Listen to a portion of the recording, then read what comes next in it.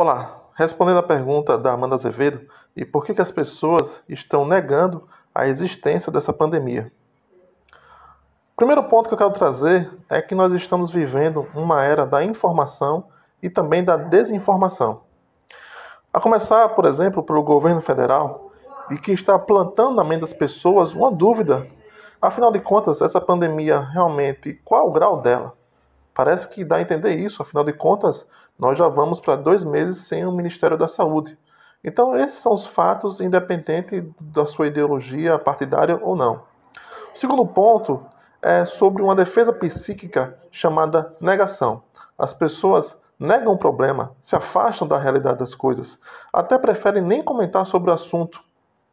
Então, essa é uma defesa que a pessoa usa porque é um problema grande demais para ela conseguir suportar. A resiliência dela não é tão alta assim. E, portanto, elas acabam por negar o problema.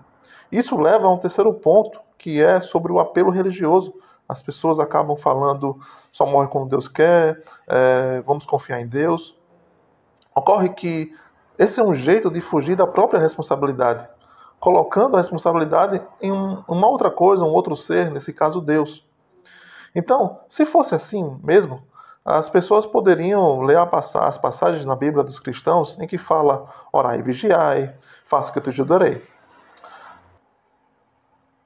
O quarto ponto é que agora todo mundo é especialista só porque viu algum vídeo de 10 minutos no YouTube.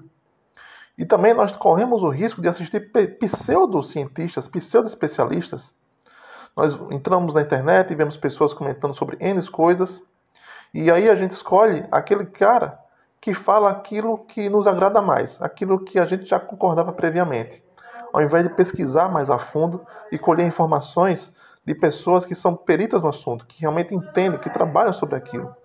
Então é muito perigoso nós irmos atrás de pessoas que até dá aquele ar de que conhece, mas na verdade não sabe. E basta ver quem ele é, as ideias que ele defende. Então precisamos parar com essa ideia de achar que a gente sabe de alguma coisa só porque viu um vídeo no YouTube e ir atrás de pessoas realmente que entendem sobre o assunto. O quinto ponto é realmente o cansaço. É a fadiga da quarentena. E a ciência, ela explica isso. Porque a nossa mente, diante de um perigo, ela manda para o nosso corpo que nós temos que estar em condição de luta ou fuga. Então, nosso corpo reage com esse estresse para poder sobrevivermos. Só que o nosso corpo não aguenta ficar 3 meses, quantos tempos a fio assim, contra um inimigo que a gente nem consegue ver, né?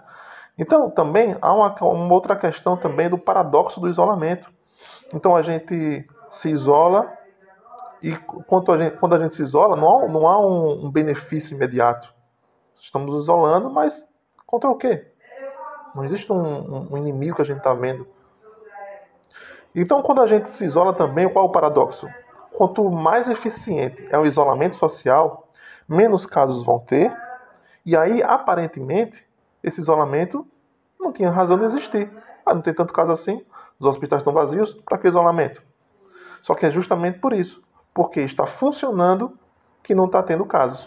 Ocorre que algumas pessoas estão negligenciando essa situação, estão acontecendo casos. Também tem um cansaço, as pessoas não aguentam mais ficar nesse isolamento. E aí acaba, mesmo que a pessoa realmente entenda do assunto, mesmo que a pessoa realmente seja uma pessoa comprometida, a nossa mente, nosso corpo chega a um ponto que precisa de um ar para respirar. Por fim, eu trago uma citação da Jacqueline Golan. Ela é professora de psiquiatria da Northwestern University, dos Estados Unidos. Ela diz o seguinte: a pandemia de Covid-19 amplificou nossos medos, uma vez que percebemos que o futuro é incerto. Quando vivemos a incerteza, qualquer previsão se torna imprecisa. Assim, acabamos subestimando ou ignorando ameaças e nos recusando a aceitar rotinas e metas. A incerteza ou medo minam nossos esforços em tomar boas decisões. Então, sugiro para você que mantenha-se informado, mas só para ter o conhecimento de que nós estamos vivendo um período que vai passar, mas é preciso disciplina, foco, resiliência e buscar ajuda, toda ajuda necessária para poder desabafar, transformar sua rotina em uma rotina que faça sentido para você. E essas são as armas para a gente poder superar esse momento que já devia ter sido superado, né? Mas o Brasil ainda está um pouco se arrastando nesse quesito, mas mesmo assim nós vamos conseguir atravessar esse período e vamos ter uma história boa para contar depois sobre que a gente conseguiu passar por essa crise mundial e conseguimos sair melhor do que antes, com a consciência mais elevada, com um senso de responsabilidade melhor, com mais união entre as pessoas, mais empatia e mais esclarecimento sobre a visão de mundo.